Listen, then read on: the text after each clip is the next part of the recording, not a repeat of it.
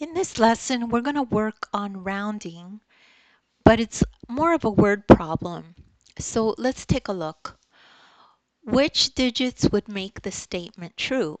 So if we have a problem like this that says when question mark 57,528 is rounded to the nearest 100,000, the result would be 300,000. So we need to figure out what this number is before it's rounded. After it's rounded, it works out to be 300,000. So first thing to do is find the place value you want to round to so that you would look to the right to see how you would round it. Okay, so the digit one place value to the right of the 100,000 place value is 5. This means we would round the number up. So we're looking at this. We're going to be rounding to the 100,000, right? Because it says round to the nearest 100,000. This is the 100,000 place value. So we look to the right and the number's 5. So that means we would round this up. The question mark would be rounded up.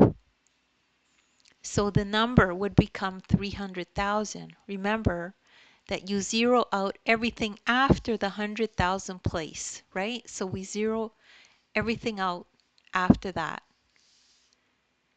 So because the missing digit becomes a 3 after we round up, that means the missing digit before rounding must have been a 2. So let's take a look. So let's put the 2 there, 257,528. Rounded to the nearest 100,000 is 300,000. So we round to here. This is the 100,000 place value. So we look here. We look here and round the 2 to a 3 because this is a 5 or greater, right? So this will round up. And that's the end of that problem. And don't worry if you don't understand that right away. You could just rewatch the video.